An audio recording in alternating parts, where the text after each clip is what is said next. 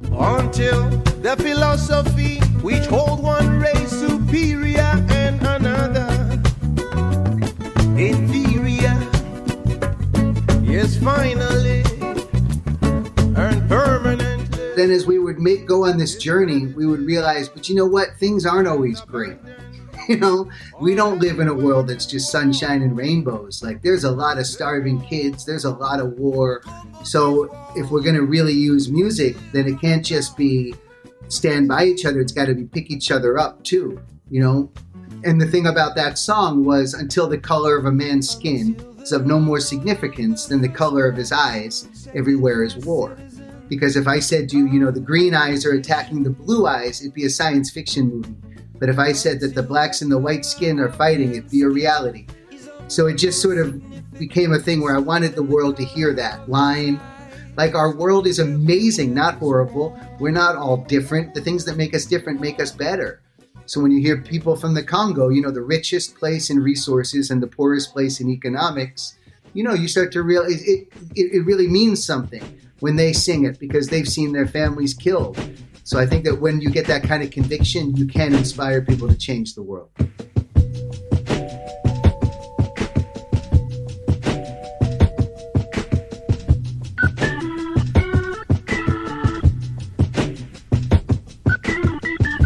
Hello, and welcome to the Insight Podcast from the Zion Canyon Mesa, a residency center for the arts and humanities in Springdale, Utah, surrounded by Zion National Park. I'm your host, Logan Hebner. Today we're honored to talk with Mark Johnson, co-founder of Playing for Change. While working as a studio sound engineer, Mark envisioned that it might be possible to travel a single song around the world, recording musicians from different cultures. Along with co-founder Whitney Cronky, since 2002 they've grown this idea from a single video of Stand By Me into an international movement. Now they've recorded over 1,200 musicians in 60 countries, with over 1 billion YouTube hits. By my count, they've now developed 5 points on the Playing for Change compass. These traveled videos, called Songs Around the World, building music and dance schools across the globe, Playing for Change Live, which are videos recorded with local bands on site, the Playing for Change Touring Band, and after being tapped by the UN to help them celebrate their 75th anniversary in these COVID times, producing events including Playing for Change Day. It's all powered by Mark's infectious faith in the power of music to connect, uplift, empower, heal, and create positive energy. Please check out our show notes for links to both playingforchange.com and .org. .com for the videos and .org to learn about their remarkable efforts, building 15 different music and dance schools for children across the globe. Hi, Mark. Hey, great to meet you guys, and thank you. Welcome to Insight. We're just so excited to be talking to you about music and what you're doing. Thank you. Yeah, it's an honor to be here. Excellent. So first, I'll just apologize. I am going to butcher the names of people and places, so just feel free to correct me whenever I do that. So let's get into it. The inception. Whenever I watch your, listen to your interviews and watch your videos, you mentioned 2 points that are several years apart, and they both involve you being on the way to a studio for your work and being caught by the passion of a street musician. This is very much an engineer's vision. You are seeing what's possible, and you've got these parallel experiences that are playing off of each other. Can you talk about that tension between the studio and the street and what happened in there? Yeah, sure. You know, the very first time was in New York City. And at that particular moment, I just graduated college. And at the University of New Hampshire, I was the live sound engineer for the school. So I would record, you know, hundreds of concerts throughout the course of my time there. So I loved live music. And then I had gotten a job at the Hit Factory in New York City, which is such an intense studio to work at. World famous. They had 10 different recording studios there running 24 hours a day. When I worked there, you know, you would work well over 100 hours a week on so many different kinds of music. And you just start to see this incredible passion that comes out of recording music. I had seen it at college, but that was just with people more having fun. Now it's a really professional environment. So many incredibly talented musicians. One day I would work with Biggie Smalls, and the next day it would be with Paul Simon, and then the next day a 70-piece orchestra. And it just struck me that their favorite moments in their life seemed to be in the recording studio at this certain moment where maybe the song was played right or some great thing happened, and you just see their face light up and the energy in the room light up. And it's the whole reason you would want to be involved in music, is for those moments. And I just would see every kind of culture. And I just thought to myself, when they go home to completely different worlds. But when they're in this room, if they all saw each other the way I get to see them, they would be best friends. Like there was no difference between Biggie in his happy moment and Paul Simon in his, but yet they seemed like they had completely different worlds surrounding them and that they would come from and go to. And then I would be there just for that middle moment. I'm only there in that moment. And it just was in my mind, the magic of music to transcend these things that were making us different. I started thinking about that. And then it was just on my mind. And also I would go practice recording. I would just go to some local New York City blues clubs and just bring like a stereo microphone and a DAT machine or something, just a stereo tape recorder, and just start practicing recording people out, in more live environments, and started looking at street musicians more. And on my way to work, on my way home, just kind of stay longer. There's so many great musicians in New York City in the subways. And then the one day that it all kind of clicked for me was on my way to work. There were two monks painted all in white with robes on, one of them playing a nylon guitar, the other singing. I don't know the language. I'm sure nobody knew the language, but everybody stopped this day. Like usually there'd be some people watching, but this day was just packed, and it was packed for music. None of us had any idea what they were singing about. It was incredibly simple. It was so beautiful. And I just remember looking around and having that same phenomenon that had been going through my mind in the studio now in front of me in real life. Like, wow, look at that homeless man literally standing next to a man going to Wall Street, completely connected to this song when we don't have any idea who they are or what they're even singing about. So to me, that triggered something in my mind where, like, as a recording engineer, you're kind of like hunting for the next great thing that you get to record. And I just had watched it pass right in front of me, this moment that I could never record, but in it was so much power because there was like a little girl next to an elderly woman, and everybody was so different and then connected. And then the song ends. And I just remember thinking, wow, first of all, the things that divide us definitely disappear when the music starts to play. And the second thing was the best music I'd heard in my life was on the way to the studio and not in the studio. And that's just because, not that that's my favorite kind of music or anything, but what it did was so powerful in that moment, how it transcended everybody and it guided everybody to a much better day. I bet a lot more people smiled more, were a lot more peaceful. So you could see the ripple effect right in front of you in the moment, as opposed to in the studio where things can take a long time to develop, and capturing that energy of the moment is always the hardest thing in a studio. And here it was happening in front of me. So I think that was a big spark for me to begin playing for change, was really that moment. The couple of years later, what you're talking about was Roger Ridley for Stand By Me. Yes. And that was more about finding the right song to take around the world. Oh. And hearing him, I had been listening a lot to the John Lennon version of Stand By Me, just had been coming on my whatever platform I was listening to music back then. And I just was thinking of the song. And then I heard Roger Ridley, a street musician in Santa Monica, California, singing it. At the time I was working for Jackson Browne out here in Santa Monica. And I was walking to his studio. And that's when I heard this guy who sounded like Otis Redding on the street. Right. And I just remember, by that point, I'd recorded a lot of street musicians. And I'd never heard anything like Roger. And nobody had, unless you heard Roger. I mean, it sounded like Otis Redding, but who had lived an extra 30 years, So it was that thing, you never really heard anybody like that. And that just was a life-changing moment because, again, it was the most talented person I'd seen playing on the street. And when I asked him, why are you playing on the street? He said, because I'm in the joy business. I come out to bring joy to the people. So even his intention was so beautiful. It's like he had all the talent in the world, and he had the best intention you could possibly have. So to me, that was a magic because I was always searching for that, for record music with a purpose and also, try to find a talent. So The joy business. Yeah. You know what I love about some of those recordings is you left all those thank yous in when somebody would come up and put $1. No, I love that. The humility. Oh man, it's amazing how many thank yous that guy would say during the course of a song. I loved every one of them. Me too. So somehow in there you became an activist. Now I always love the word activist because people get activated. Something happens, and once you get activated, it's really hard to turn off that connection, the caring, the empathy. So can you pick a moment when, and I was thinking maybe it was the Guguletu moment, and there's my first butchering of a name right there. Guguletu. Guguletu. Yeah. Can you pick a moment where all of a sudden the vista just opened up and you realized this is the way to link people and this is what I'm going to do?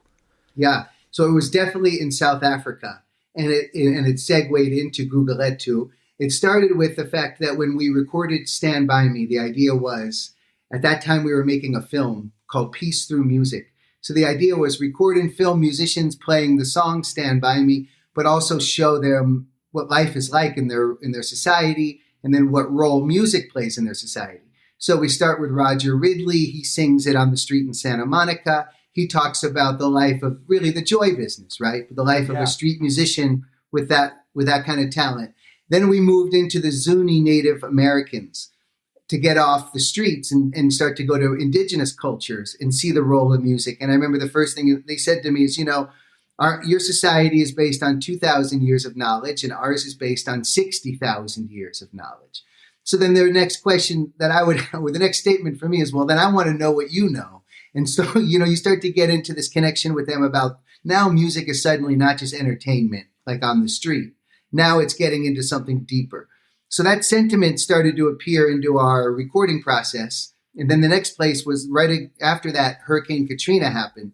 Oh. So then the idea was, well, let's go down to New Orleans because we want to experience the best music city in the world. What role is music going to play now? And that's when we met Grandpa Elliot, and, he was singing on the street, performing Amazing Grace. I remember just, seeing this blind musician with that much soul singing. He sort of reminded me of like the soul brother to Roger Ridley. And then they were now on the song together. So we had this great song, and we'd seen some natural disasters, and we'd seen the way music is connected to ancestors and things like that. But we hadn't really gone into heavy conflict yet. And then we went down to South Africa. And the very first place we ended up going was Soweto. And at the time, it was the murder capital of the world, but also the home of such incredible musicians. But when we were there, I remember asking one of the guys that we had met, why do you play music? Or tell me, what is music to you? And he said, music is my ammunition. Oh, wow. Music is what we do to stay as far away from the grave as possible. That was his quote. Wow. And I remember thinking, wow, that is definitely not something I had ever heard or thought before, So suddenly you're like entering into this whole new world of music. And so it makes you instantly humble and, thankful that that's why you're there, that you're there for music because you're being invited into these cultures and these people with any other intention that would never happen. So first I kind of was lucky to be naive. In fact, I would carry a video player of where Stand By Me was at the time, and I would show it to everybody as we would go so they could get a feel for it. And so when we went to South Africa, we wanted to add the bass player from the township of Guguletu. But when I was still in Soweto, actually, I remember playing it for these guys, and these guys came over and I handed them the video player, and I thought they were part of our crew. They watched the video. One of the guys was really moved and emotional by it. And then their friend came over and said, just so you know, those were the gangsters. And normally they would have robbed you. They would have taken everything you have. Right. But because they see what you're doing, they want you to know that you're protected here. Wow. So it was completely a naive lesson that I learned that I was very fortunate about. But it would just show the power of music. Because these guys why wouldn't they rob me? I'm here with all these cameras and equipment cool stuff. Yeah, a lot of good stuff. And they turned it around. No, you're protected while you're here. So that led me to go in. So now I'm getting the depth of all of this. And then we went into Guguletu Township, which is the home of the bass player, Pokey Klas, who played on Stand By Me. Pokey, so my brother had given me a book for Christmas called A Day in the Life of Africa. And it's 100 photographers taking a picture on the same day across the continent. And then he got me one of the photos from the book Framed, which is called, the caption of the photo was, "One of the most dangerous neighborhoods in Africa finds solace through backyard jazz." And it was these musicians playing in front of a shack, and they just looked like the instruments were broken, but like they were playing their hearts out. Like whatever was happening there, just through this photograph, you could feel it was amazing. So the idea was, well, let's try to find them. I did some research. I found the leader of the band, the bass player. His name was Pokey Klas, and he lived in Guguletu Township, South Africa. But that's all we knew. So when we went to Cape Town, kind of the neighboring city, we would ask all the musicians, does anybody know Pokey? Anybody know Pokey? And nobody knew him. And then we're recording this group called Joe and the Ganja Muffins. And all of a sudden, the kazoo player he was Joe from the Ganja Muffins. Oh, he stands up and he says, "Pokey, he's my best friend. I'll take you to see Pokey now." So we all piled in this van and we drove from the city, which is one of the more beautiful cities in the world, out to this township, which is one of the more dangerous, saddest places you could visit. All these tin shacks and just sorrow everywhere. And that transition changed me forever because I'd never seen such a shocking transition of like what was okay in one society and then you're going to let it be like this in another. It was amazing for me to see that. I'd seen the closest maybe in America would be like in New Orleans, where there's like really serious poverty, or the Deep South. But it didn't compare to this because this had intense violence too. So we drove out to see Pokey, and I'd had his picture on my wall for years. So when we pull up to his little shack, he came outside, and I run up to give him a hug, and he's like, "Who is this guy? What are you doing?" And a bunch of guys get out with cameras, and anyway, so I start to show him the Stand By Me video. And he's watching it, and I take a look in his backyard, and it was a bunch of little shacks. And at that time, there was a high rate of HIV in the area. So there was just a lot of sorrow, and you could just kind of feel that there was death around there and that it was really a bad place. Right. And then I started thinking, wow, okay, this is my moment in life to admit we've come too far. Oh. Let's go back and tell the guys maybe this isn't the best thing for us to do. But Pokey was watching the Stand By Me video, and he was so overwhelmed by it that I said, maybe we should leave. And he's like, "No way you're leaving." He's like, "I already called my friends. They're coming over." Oh, so we go in the backyard and we start to set up microphones and instruments, and then they start to sound check and jam. And then it was like an exorcism in this way where like all the darkness disappeared, and the women and the kids come out of the little homes, screaming and singing and dancing. And I just had never seen anything so powerful. And when I look back on it now, I remember the most amazing thing was seeing before they had played the music, it was one of the saddest things I'd ever seen. And then when they started to play the music, it became one of the happiest places I'd ever seen. And the only difference between those two places was that they were playing music. Literally nothing else changed. So it was an amazing lesson, and it definitely added a tremendous amount of depth to the project. And then in that same experience, we would say to Pokey, "What could we do to give back to you? This is so amazing what you're doing." And he said, "Listen, why don't you help build a music school for the kids here? Because maybe the next kid, instead of being a gangster, could be the next Nelson Mandela. Maybe the only difference is somebody believes in them." So that became the very home of the very first Playing for Change music school. But just to explain to the audience and to you, the chi of it was that it was to come out, it was about one person. How do you help one person? Then how do you help a second person? It was never, let's go build schools for thousands of people. And no, it was like, let's listen to the people and let's find what they need and let's help them with it, brick by brick. And even that video that you did there showed them building brick by brick. Right.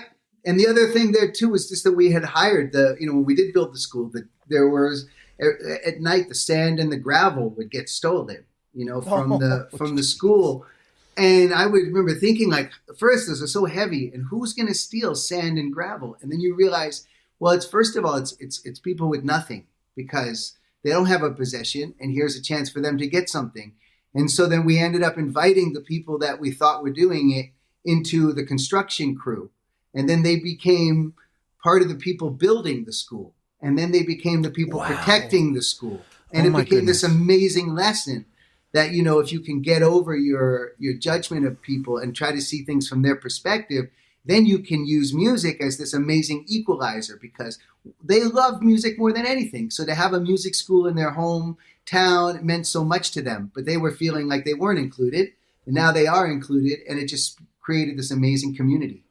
So I want to get back to a word that you said earlier that just kept coming back to me. And what fun, you can imagine the fun I've had the last 3 days just burrowed into both your .com and your .org. There's both. And everyone listening has to spend at least a day in each one of them. But the word is listening. And when I watch the videos, and I've watched a lot of videos and there's more to watch, what strikes me first of all is how everyone's listening. You have these people, they're not just remote, but they are as different as human beings can be, different continents, languages, religions, ages, sexes.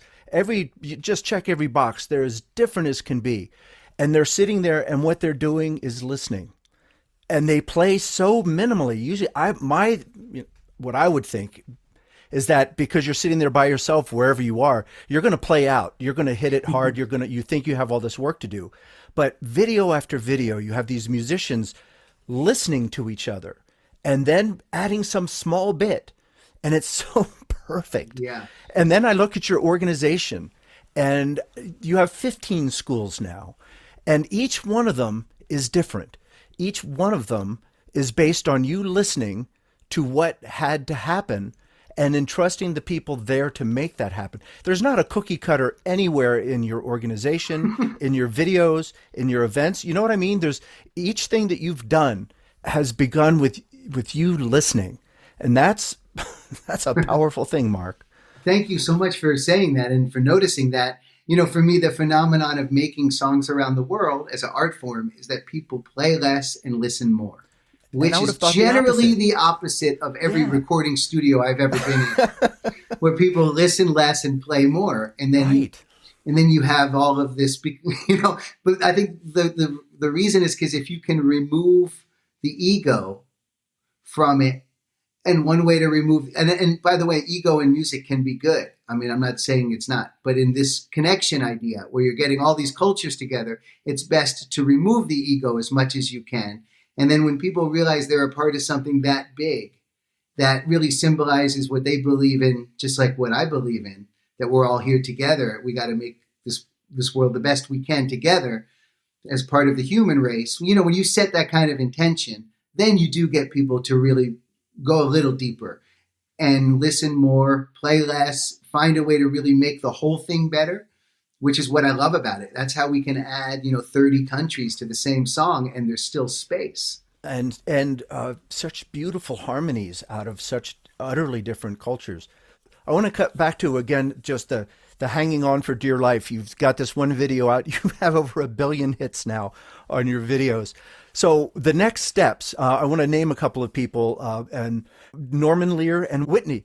If you could say a few words about what Norman Lear, which is totally unexpected to bump into his name in this. And then, of course, Whitney, and I'm going to butcher her name, Kroenke. Whitney Kroenke. Yeah, both are two of the most, two of my heroes, let's just say that. Whitney and I started playing for change. This is now our 20th year. We started back in 2001 here in Los Angeles.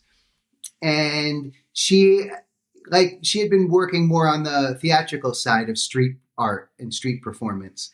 And then I was looking to record street musicians. And she was the one that actually pushed me to evolve the concept. So originally it was going to be, let's go out and record and film street musicians in their natural environments and just learn their stories.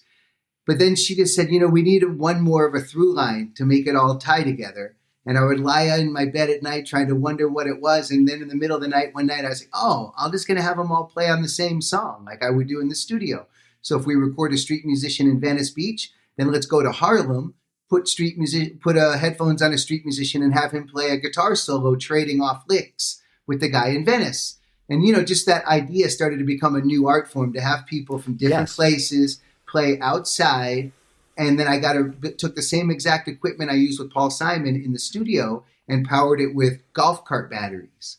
And we went across America with this mobile studio, and I made 2 songs across America just to test this idea.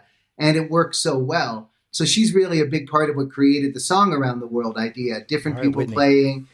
And then her and she runs our Playing for Change Foundation, and I run the music side.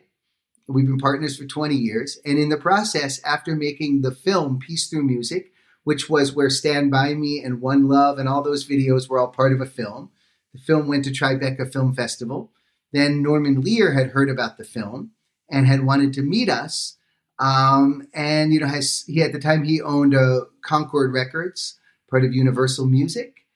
And so he was super passionate about Stand By Me and these videos. And he played it for Howard Schultz at Starbucks, who then, at the time was a big distributor of music and became really excited about it.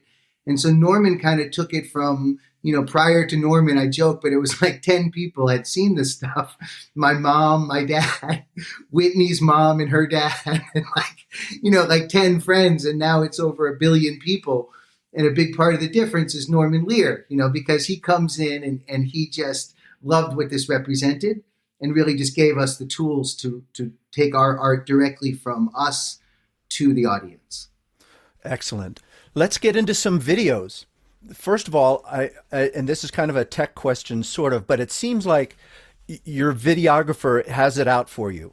He put drummers on top of outboard motors. He put Papa Elliott in front of a paddle boat. There are trains, goats, soccer games, kids on skateboards, street scenes, traffic. There's all this astonishing stuff that I guess fell to you to smooth out. Is that like plugins like Isotope and stuff? Or is it that good that you can No, there's none of that. Well, how did you do it? Well, and everything is recorded live in the moment where you see it. Really? Everything.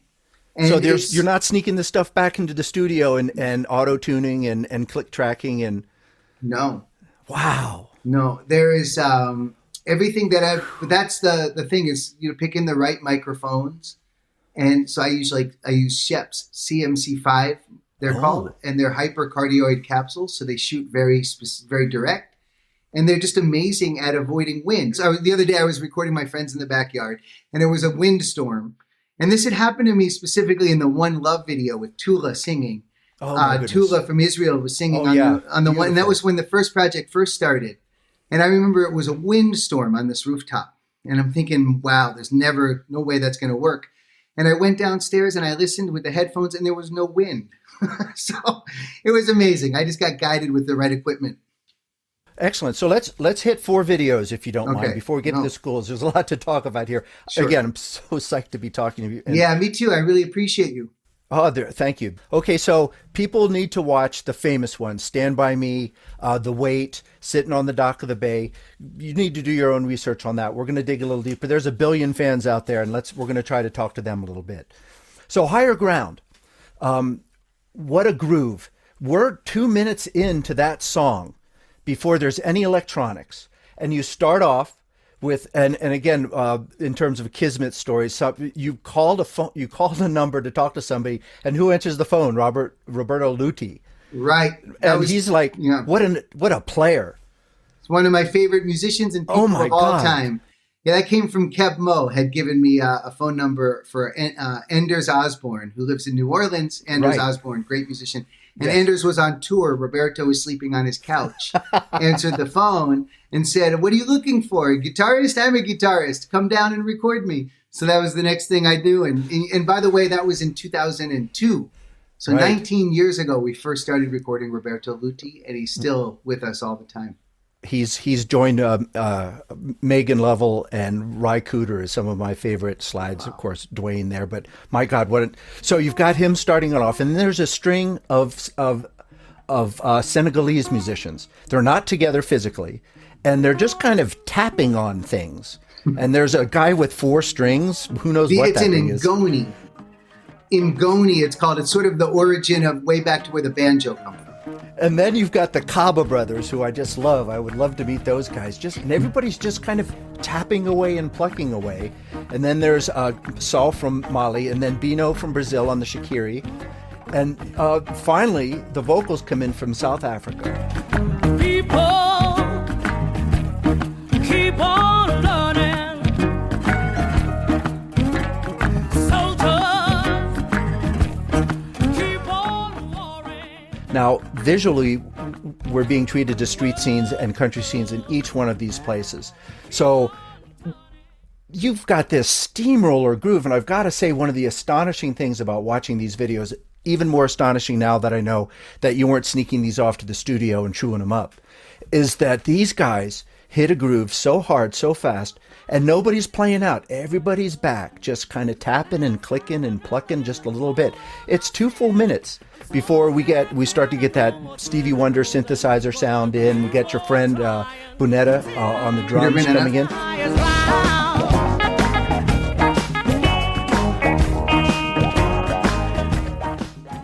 So you've got, and then there's Diop with another hand drum from Senegal. Then these incredible, these magenta dancers come out of nowhere.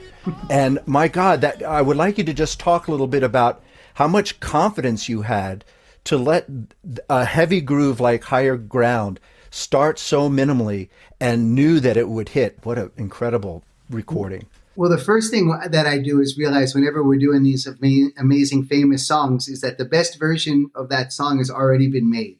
So that takes the pressure off. Right. I'm not trying to recreate Stevie Wonder. All we want to do is honor him. So the only way to honor these guys, right, is to find the feeling and insert that feeling in each of the places that we travel to and set an intention. It's not just play along with a song. It's let's feel this, think this through, make everything that you do come from a deeper place. And obviously I don't need to say that to everybody, but that's the theme. And then Fred McBride, and another thing I love about Reggie the videos. McBride. Reggie, yeah.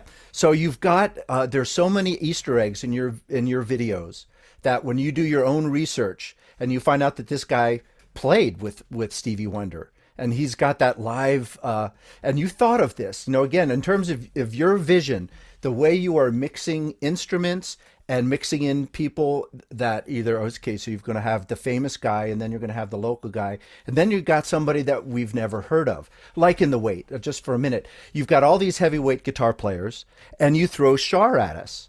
This Japanese guy I've never heard of, and I think, well, wow, that guy lucked out. And then, of course, I do a little research, and it turns out, wow, I should know a lot more. Well, he's like the Stevie Ray Vaughan of Japan. Who knew? Well, they know in Japan. And I think that's the fun part about this project is that, you want to talk about The Wait. How about this for a true story? Mermans Mosengo from the Democratic Republic of the Congo. He sings the second verse on the song. When we interviewed him at the end, we said, how did it feel to play with Ringo Starr?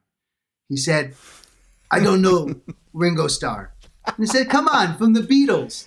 He said, I don't know the Beatles. He'd never even heard of Ringo Starr before.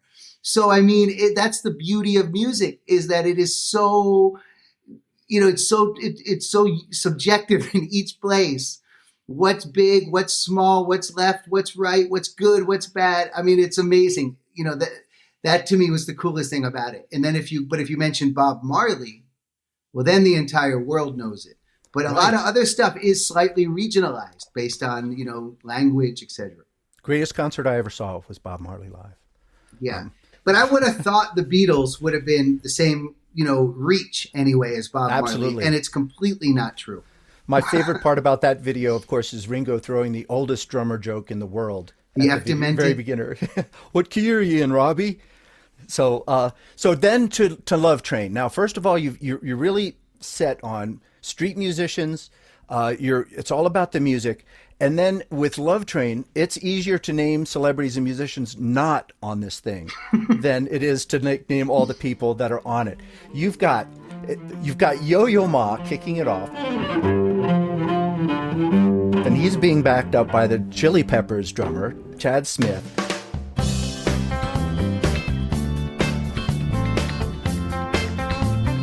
And then there's everybody.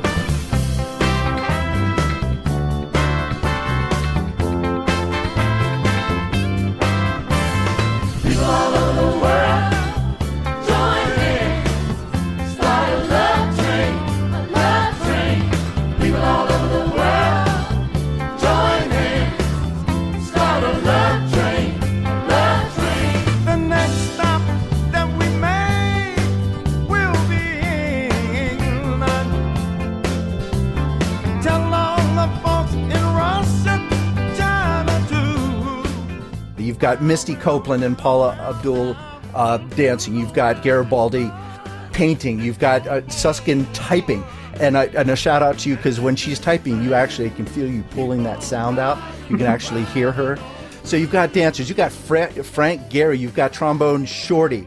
And this is another thing that is another minor miracle with organizations that you've pulled off. And I think maybe, again, it's attributed to music. But you've worked with so many organizations in the turnaround arts. It's hard to work with other organizations and mesh vision, and so much can go wrong. And you've reached out to let's see, there's the 7 Billion Actions Empowerment Collective, Turnaround Arts, the Tintali Village Mother Society, Sankofa, and of course the UN. So how did that work? How did the Love Train? And of course, I have to mention, who knew? A lot of people don't know that the OJs wrote that song. So you throw the OJs at us. And it's like, oh my God, there they are. So tell me a little bit about Love Train. I'll never forget their faces when they saw that I had done it in the original key. Oh, because I think that they had hoped maybe I would take it a half or a whole step down, because it's many years later, right? But no, they were amazing, and they nailed it, But I just remember they did. first, But you seem like you were kind of not anti-celebrity, but your focus was elsewhere. Maybe it was just a turnaround arts thing, but now all of a sudden you've got two things going on. One, at some point you had the realization that you can't have music without dance, especially in the deeper cultures where it's one and the same. Yeah. And you can't, and to make your message work, celebrities do that. So how did Love Train happen, and what was the process of saying, we're going to work with these people and we're going to take this route?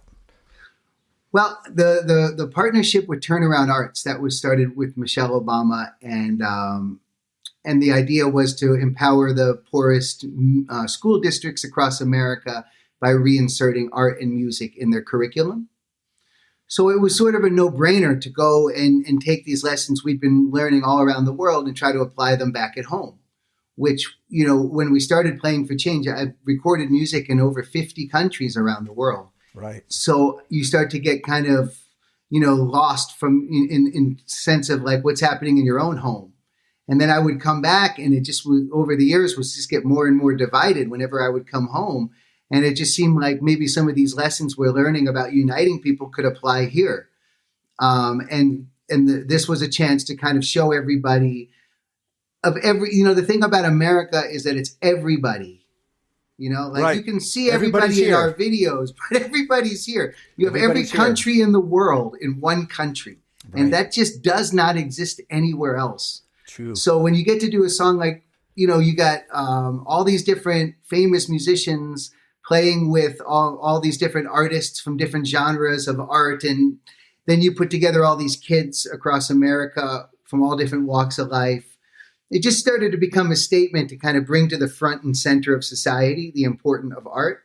Like, there is no society without art. There's no society that you would ever want to live in that doesn't have a lot of music and freedom for people to create the kind of music and art that expresses who they are. And so, encouraging that, I think, is a lifelong mission for all of us, right? We want to pass on the wisdom that this is not just like a bonus. This is like internal in who we are as people. The reason you want to live in America is to experience the art and the music that comes out of this melting pot of cultures. And so this was an extension of that. How about a video with using Republican and Democrat musicians? Think we could pull that off? Yeah, I mean, they would definitely. The thing is, everybody would play on the songs. That's been the funnest part. Yeah. I can go to, I remember going to record in Israel, and then I went to record in Palestine, and I had them playing on the same song.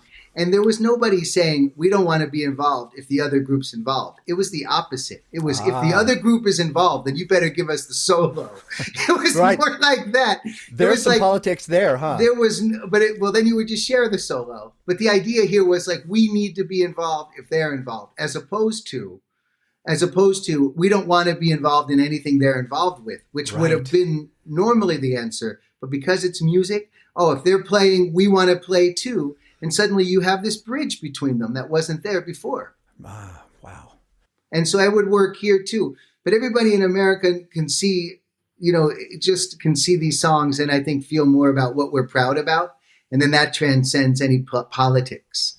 You know, It does. just gets you right to humanity and hearts. And this is an amazing country that just needs to reconnect. Well, we'll get to that in a minute. I want to just blitz through a couple more videos. Celebration, and now knowing that you don't chew things up, when did it occur to you to hand just kids a song? In Celebration, you could have picked an easier song for them. And, you know, I mean, it's all those grooves. There's a tough groove. And, you know, your whole history of grooves is a whole other conversation.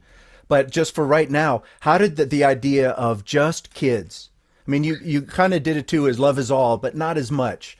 I mean, Right. Celebration is straight up kids. Yeah. And The they idea nail it. there was, let's put a little more time in to bringing sort of this studio production into these kids' lives, so that Yeah. we, you know, there's so many talented kids everywhere, but they don't always get a chance to work with music producer, work with recording engineer that can kind of help them find a part and actually play on the song and listen to what everyone else is doing and how this idea might or might not work and what about this harmony, and like just giving them a little extra incentives, you know, a little extra love to create a song of all kids It's playing. beautiful. And they nail it.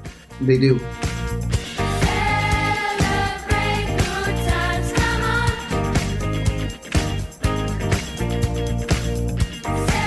Celebrate good times, come on. There's a party going on right here. A celebration to last throughout the years. So bring your good times and your laughter too. We gonna celebrate your party with you. Come on. Okay, so Robert Johnson's Walkin' Blues. So you've got Kebmo, and he can, you know, who else do you need? Woke up this morning, feeling round for my shoes. You know about that, baby. I got these old walls. But again, your generosity and your mission is that he's dishing out these solos and these fills to not just to Ludi, but to another slide player in Argentina. And in the background, the guy that's standing in Tatooine, you know, the guy. Yeah. So he's just playing this, and this is another Easter egg. So I actually looked up what that instrument was, and it's the kroket. And the roots of that instrument is that they were a desert people, and throughout the world, the more dispersed people get, they're the ones that get slaved on. So desert people, it happened here in the U.S. with the Southern Paiute. It happened, you know, that's who you go get, or was when there's fewer of them. And the kroket comes from the slave chains. Yeah. That's the origin of that instrument. So there was something about him playing back there and the way he was walking. I'm saying, this guy's just tapping on this thing, but he's holding this down. With, of course, a shout out to Washboard Chaz. Yeah. Who's just, you know, that's another podcast right there.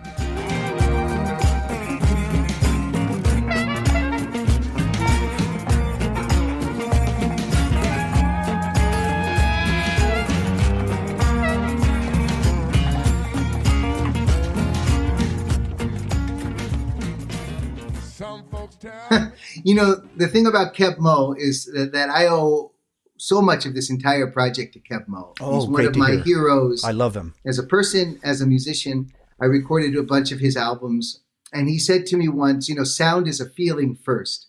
So if it feels good, it's always going to sound good.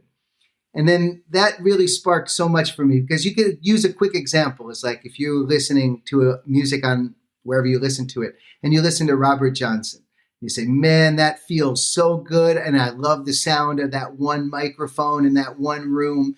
And then you dial, 60 years forward, and you're listening to Steely Dan, and you're listening to all these incredibly close mic'd, perfectly performed studio tracks. And you're like, wow, that sounds amazing too. But they couldn't be more opposite of each other. So what's the similarity that would make you love them both and think they both sound good is the feeling that they make you have. So that made me realize that if we go and re-record people around the world that we've never met with good equipment and good energy, and we go in there and try to make them feel good, like you're not trying to go in there and say, give me the best, play the best of your life. You're asking them to have one of the best experiences of their Right. life. Then they feel good. Then they play better. Then their instrument sounds better. Then my microphone sounds better. The video captures better energy, and then all of this lives on. And then you piece that one with the next one, with the next one, with the next one, and you pile together all of these incredibly sincere, humble moments of feeling all around the world. And that's what makes the feel of our songs, and it makes the impact that you have if you watch the videos. Oh my God! And you absolutely nail that. It's lightning in a bottle, Mark, that you've gotten, and it truly is amazing. So traveling the world, there's a gradient of music from where it goes from, say, a hobby to something that's a release, and then you walk all the way out, and then you find these cultures where music and dance and life are interchangeable and inseparable. Where, and I'm suspecting Mali, maybe I'm looking forward to a discussion about Mali. But it seemed, I remember the kora, what a beautiful instrument. Mm-hmm. This guy, and I'm just going to butcher it again, if you want to say the Diabate family. Yeah, the Diabate, coming from the legend Tumani Diabate, who has won Grammys with Ry Cooder. I mean, you're in this incredibly poor village, and everybody's, in these, how we would imagine poor. And this guy's talking about, he can track his musical lineage 70 generations back to the 1300s of playing a kora. And in those villages, and this is another thing you do is the PFC Live, is that you did a whole series in, and go ahead and pronounce the name of the village, Kanali? Karina Mali. Yeah. Karina Mali. And you did a series of, and I got to say that one with Ludi, playing with the kora players, Diarabi. That song is on an album with Ry Cooder and Ali Farka Touré. So beautiful. The original version. And I saw you dancing in one of those. There was a cut of you, and you're having a great time. So in terms of cultures that integrate all of that and that music is at their core, where would you point to and just say, people, you need to listen to music from here? Yeah, well, the thing about Mali is it's the most powerful music on the planet. And it the village of Karina, the way we discovered it was after the Stand By Me video, we would get a bunch of emails from people saying, maybe you want to come record here, or maybe you want to come here. And one of them said music school in Mali. So I clicked on the email, and I ended up getting a phone call set up with, his name was Mohamedou Diabate. So he contacts me, and he only really speaks French, and I don't really speak good French at all. So we get past a couple of sentences, and we realize there's not much left to say. But he had so much enthusiasm, and he was kind of waiting for the translator to show up, and she was just a few minutes late. So he thought he was going to lose me. So he grabs his djembe somewhere in Africa, and he just starts banging on the djembe and playing me a solo through the phone. And I just remember thinking, it's all distorted, but I mean, his energy and his conviction, and just the idea that that's what he was going to do to keep my attention until she arrived. Then she arrived, and we're able to speak, and she says, his dream is to build a music school in his village in Karina, Mali. And would you consider this? And I love the idea. And I listened to a lot of music from Mali. A lot of it had come to me through Jackson Brown, would play me stuff like Habib Koité and different Salif Keita, amazing musicians. So I wanted to go there and record anyway. So then I took the crew, and we went to visit Karina, Mali, which is this 1,000-year-old village made up of all musicians, hunters, and fishermen. And it was the most beautiful place. I've never seen, like, there's zero violence in this place, because where would you go? If you there's nowhere to go. You're going to run in the middle of the field. Like, they have such a community that their sense of, connection to each other was so powerful. And they had such humble, amazing people. So, and it's really that village is the home of the blues. If you trace the blues in America, especially the Delta blues, like Mississippi blues, it really comes right out of these villages. And so the music is so familiar to us here, the melodies, the notes they play, but the instruments are exotic. We've never heard them, but we've heard these notes and we've heard these songs. So it just kind of has this amazing intrigue and so much soul. And then, obviously dance is just as important to them as the instruments. So they have 75 generations of playing kora, but they also have 75 generations of dancing. So this is a lineage that goes back so far, and they just keep passing it on from generation to generation. So when we built our school in Karina, Mali, we ended up, the first thing we built was the dance school, which was able to hold, over 150 kids. And then the music school is, I mean, it's an ancient hut, but with a solar panel on the top, and inside it's a full recording studio in the middle of this village in West Africa. But, this was the best example I'd ever learned, that giving is getting. Like, whatever I've given them, they've given me back 1,000,000 times more, just in their music and their soul and the wisdom. I'd like to get to some of your humanitarian work, and another thing I just love about what you're doing is a lot of this is fun, but some of the songs, some of the recordings, I get teared up. And the quote of yours that I bumped into that I love is, find the strengths of that culture to make people care more about it. When you're trying to get people to care about something, do you show them suffering? Do you show them starving? Or do you show them something to care about? And the video I'm thinking of is War No More Trouble. Mm-hmm. And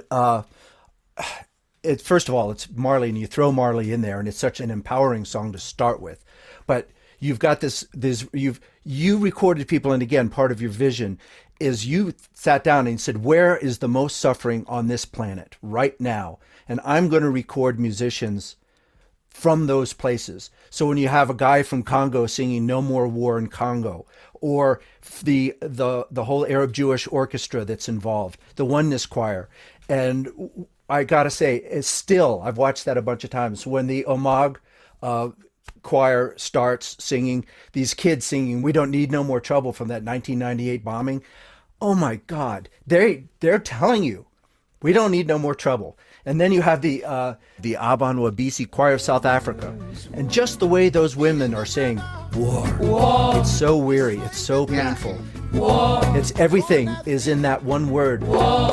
You have a whole series of these powerful humanitarian works like Peter Gabriel's Biko, Ben Harper's My Own Two Hands, and others. I'd like you to talk a little bit about how War No More Trouble came about. Yeah, War No More Trouble came about. I think what had started to happen was the first two songs that we were recording around the world was Bob Marley's One Love and Stand By Me. And then as we would go on this journey, we would realize, but you know what? Things aren't always great. We don't live in a world that's just sunshine and rainbows. Like, there's a lot of starving kids. There's a lot of war. There's a lot of unnecessary, horrible things we're doing to each other. So if we're going to really use music, then it can't just be stand by each other. It's got to be pick each other up too, right. Because not everybody is standing by each other. Some people are pushing people down. Some people are falling. So we have to address that too.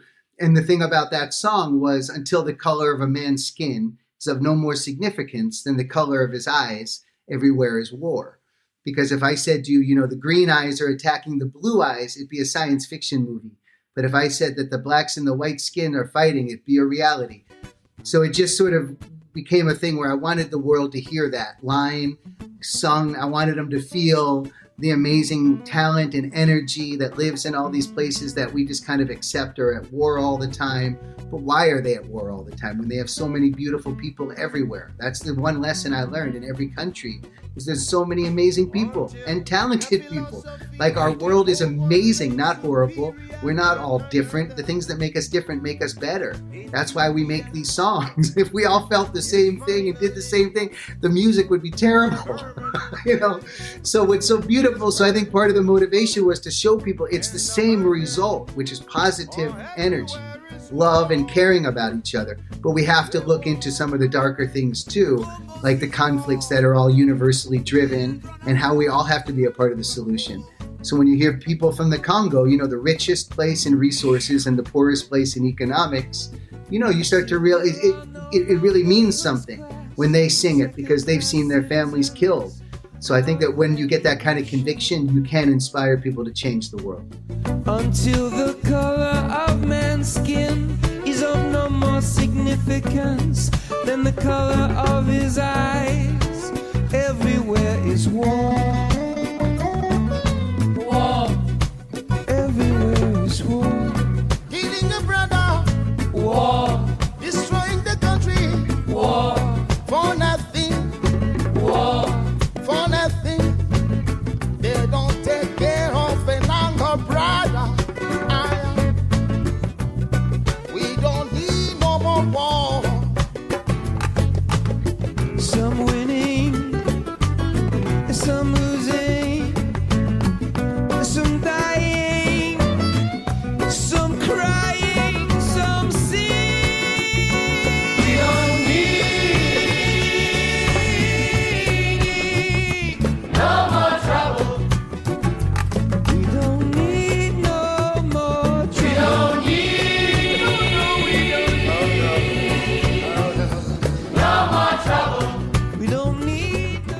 And then, of course, Bono, and more north. And you have a North Irish, that woman playing the tam drum. Anyway, and the Northern Ireland Choir was formed after a terrorist bomb had gone off in Omagh, Northern Ireland, and it was a Catholic Protestant children's choir. But to have your child, a lot of times people would refer to Ireland when I was traveling as the Africa of Europe, because they have so many incredible singers, like South Africa, just this incredible choral groups. Right. That's why I wanted to merge South African choral singers with Ireland choral singers. And that's how we added Omagh Choir and the group you mentioned from Cape Town. Right. And the Omagh group, in order for your child to be in the choir, you had to join the board. So the parents were the ones with the hatred, not the kids. Oh. So the parents, the only thing that the parents, loved more than their hate of the other was their kids. So when their kids wanted to join the choir, now they have to put down their ego and they have to come to sit at these board meetings. And after doing this time and time again, the connection with the kids was so strong. The parents are now in a context where they're, it's about love of their kids, not this politics. So they are able to let their guard down and become better friends. And at the time the choir started, there were totally different schools on totally different sides of town. And if you go there now, it's the same school. They all go to school together. Sleepovers, the parents are best friends. It completely transformed everything because he started with the one thing that mattered more than their hate, which was their love. Wow. And I mean, just in this conversation so far, it hasn't just been the music, but the music has kept your stuff from getting stolen. It's brought people together. Everywhere. It's not just the music. It goes so deep. Yeah. It goes as deep as we are. Right. I started thinking about shamanism, and you're in Africa, and arguably it's the universal religion. You've got guys like Eliade saying virtually all these shamans are working with the same rhythms and the same beats per minute. There's something happening here. Have you delved into that? Has that emerged anywhere in your work where all of a sudden you're going, whoa, we're getting into it here? Yeah, no, it definitely has. I mean, especially if you're working with the drum. The drum is the essence of life. If you feel comfortable telling one of those stories, Well, one that was interesting is when we went to record and film in the Congo, we traveled way outside of the capital into a village in the south called Lukala. And when we arrived in Lukala, we would go meet this gentleman to get the permission to film. And then the same guy who gave us permission to film kind of switched his hat around and said, now I want to talk to you about the voodoo community and how I have spoken to them about who you are and made a presentation about playing for change to the voodoo community. And they've decided to also offer you safe passage and support while you're here. Wow. But what was amazing was what he said to me about voodoo. And I'm sure anyone listening, you've never heard it said like this. And this is right from the heart of the matter, right from the source. He says, what is voodoo? He says, when you love something, can you see your love? So where is your love? Your love is in actions and in the things that you make. That's where you can put your love. Voodoo began as a concept of taking love and putting it into the things that we create. And into the actions, the way that we act in the world. Put your love there. People can feel that. People can see that. So it's taking this abstract thing we all have, love, and making it tangible. And I remember saying to him, that is not what they taught me in school. Wow. Because I remember voodoo being attached with some sort of darkness. And the truth is, if you go back to the source, there was none of that in this guy or in his entire description of it. Somewhere along the way, I'm sure the fairy tale or the story evolved. But the origin of this was out of love and about how to, put love into things you make. And his example was rhythm. So you can put love into the rhythm, and that's how you honor people that have passed away in your life and things like that. So it was an amazing lesson, just that, our perspective of how things are can change when you actually travel the world and see the world through other people's eyes. Okay, so let's get to the schools. The Playing for Change Foundation, another point on the compass. 15 schools around the world, each one of them completely different, each one of them growing organically, like your whole organization, like everything we've been talking about has grown. And so in some of the things that stood out to me were that, say, in Brazil and Mexico, in Tijuana and Caruhu, you've got these teachers. One of them's teaching in South America the Gramani method of rhythm, which is from Stravinsky. So here you're in one of the richest rhythmic hearts of the planet. South America, which has got everything mushed together down there. And this guy's teaching a Stravinsky thing. And in Mexico, he's got people playing classical music. And he called it a coded language that's universal. So there wasn't any of that in those places. There wasn't a sense of we are preserving culture. We're studying music. But in places like Mali, you're preserving culture. And I've got to say one of the places that really jumped out was Nepal and the Tintali Mothers Collective. Each year, more than 10,000 Nepalese girls disappear. And these women got together to try to educate them and stop that. And you started a school around there. So, I mean, I could, again, back to that quote, find the strengths of that culture to make people care. I just want to give you the floor for a while to talk about your schools and what they've taught you. Yeah, I mean, the schools have been the most valuable part of the whole process. You know, again, the first school, as I mentioned earlier, started in Guguletu, South Africa. Still have a school there now. We started it around 2008, 2009. So again, it was about individually impacting people one at a time, offering opportunities where there aren't opportunities, kind of keeping it simple like that. Let each school be run by the community. Let them all be free. Let the community create an unpaid board to supervise that now is not involved in any kind of economics to help make decisions, and to really create the identity of each school. But it wasn't just about, let's try to make great musicians. We just wanted to make opportunity for people to become better people and to be empowered and to learn empathy and the things that music can provide you with whatever you're going to do in your life. I mean, listen, I'm a bad guitar player. I learned so much. I learned so much from music that it doesn't matter if I can play well or not.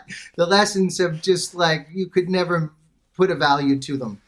So that's what we want everybody to feel, is this empowerment.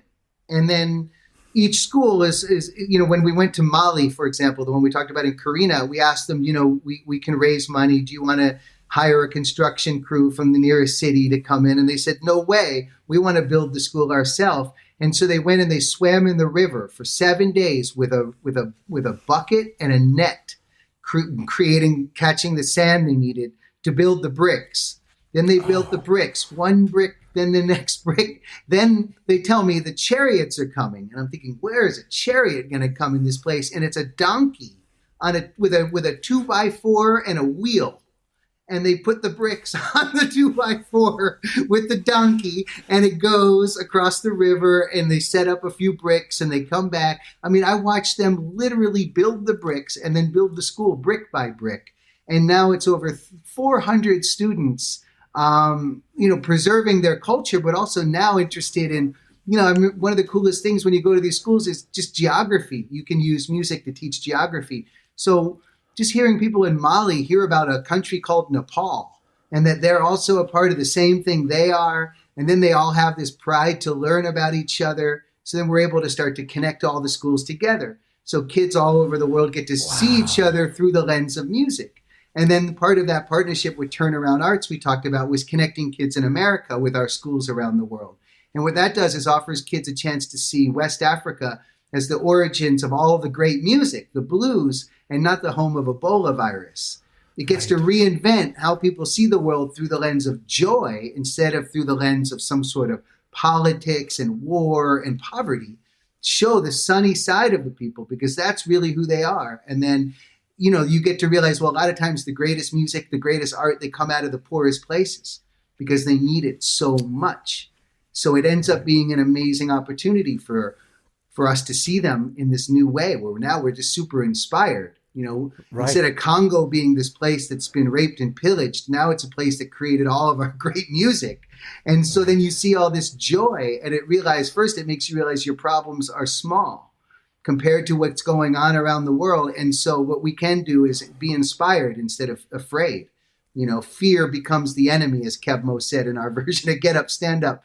Right. And so these schools, they break all that down. You know, it offers empowerment to the communities. And the best example was in Nepal, the Mother Society that you mentioned. Right. This is in a music school, 14-hour drive from Kathmandu, and then a 1-hour walk. And you get to this village, and it's a tremendous amount of sex trafficking there by lying to the community, saying that their daughters are going to be married, and they just end up being stolen. And then what happens is there's not a lot of technology there to share this information. So these women the Mother Society travel on foot in the Himalayan mountains, putting together a musical, a play that they created, that they put on from village to village to teach the community the truth about what's going on. And then the second part, how to set up a neighborhood watch, how to be informed and aware, and how to protect their children. So the success rate of this is incredible, but it's literally done on foot near Mount Everest. So think about one day in the life of these women and what they're doing, and then look at how lucky I am. And so to me, that's how I look at all of this. It's an honor to represent these people and to be a part of their journey, and to support it any way I can, because they are the best part of who we are as a planet. Well, here's just some quotes from going through your school videos. And again, everybody just needs to dive into the .org.coms. It says, I am because we are. It's how I want to feel. Music is the link. It has always been this way. And then the one, you also have some schools in hardcore ghettos. And again, tearing up, allowing them to just be children, leaving the outside world behind. That just broke my heart to hear this, because you have video of these places and the kids just come in and, hey, they're just kids. Let's just be kids for a while. So beautiful. Yeah. You know, that's the most amazing thing, is that kids everywhere are smiling and you know, they give you the strength to pick ourselves up and evolve as a society to give them a better future. Wow. So to peace through music and events, how did that, you were integrally and intimately involved in the 75th anniversary of the UN. Wow. And that now you're doing events. It was Peace Through Music. And again, there's a video there. And from that also evolved Playing for Change Day. So can you talk a little bit about those? Yeah, Playing for Change Day was established, you know, as just a day for everybody around the world to get together, play music, and raise money for their local community through like a platform that we set up that people can host events all over the world. But it was also about this idea, you know, when you live in a world with 7 billion people, you have to get used to the idea of helping people that you're never going to meet. And until people start to get into that, you should find the same success in that as you do in helping somebody in front of you. And when we do that, that's when we're going to be an amazing society. So this was about, okay, play music in your backyard, invite friends over, do a little fundraising. If you raise $100, give $50 to your local music program of your choice, and then give $50 to a music program far away from you around the world. And it was just a matter of kind of teaming up this energy where, you know, who's going to be the change in this world is going to be us. Like, we're all the ones we've been waiting for. There is no more waiting. It's us. Right. So it's the time. Get together and do something positive and let that feed the next thing and the next thing, like the ripple effects. And so this was more about that than one specific fundraising event. It was more about like activating everybody's energy to want to contribute and giving them a place to put it. And then, so that was really Playing for Change Day. The United Nations had come to us because they were going to record 500 indigenous drummers at the UN for their 75th anniversary to stand up for the rights of Afro-descendants and indigenous people. But the event was canceled because of COVID. So they approached us about how could we recreate this concept of uniting indigenous and Afro-descendants, and then transcend beyond that to everybody, but with just a focus on some of the most marginalized people in the world who have the most talent musically. And let's reinvent how people see them for the United Nations 75th anniversary. So we created an event to stand up for social justice, partnered. One of the first people we reached out to was Carlos Santana. I had been working on a version of Oye Como Va around the world for the 50th anniversary. It was written by Tito Puente. So we had Tito Puente Jr. playing on it and some incredible musicians in villages around the world. And the next thing you know, Carlos said he would love to do it. And his wife, Cindy Blackman Santana, is my favorite drummer in the world. And so they went outside in the heat and just played their hearts out on this song, recorded it, filmed it, put it together on there. And once we had that kind of momentum, that this is the commitment people are willing, look at the commitment this legend just is taking to make sure all of this is to inspire people to care and to support music and arts education. So we just got a lot of amazing. Then the next thing was Peter Gabriel, and asked him to do his song Biko around the world. And everybody just believed this is our time. You know, I think that it took a tragedy like this pandemic to spark a deeper sense of connection because this is one thing we finally all share, like we're all a part. So yeah, anyway, there was a place to put this universal energy. And to this COVID moment, I think there's a lot of, we're doing another series called The Anthropology of Truth. And we're looking hard at how runaway technology is sort of, we're beating ourselves over the head with something that we really don't see or control. But on the other side of that balance, I would put what you're doing. You have, again, the most remote, everybody's from different cultures, languages. Again, check every box about how people can be different. And what you're doing has created a unity and an intimacy and a humanity using that same technology. So it's like, okay, so there's all this negativity coursing through these veins, but look at this. Look what Mark's doing with Playing for Change. Feel that. Yeah, it just takes a spark at any moment to change you. It started with the street musician. You could have a bad day. You walk by the street musician, you ignore them, you go home, you keep that bad day with you, with your family, and it spreads. Or you stop, you listen to the music, you let it change your feeling. You let yourself maybe let go a little bit of whatever was anger. You go home. Now you have this love inside of you. You give that to your family. The world is now different based on all our actions.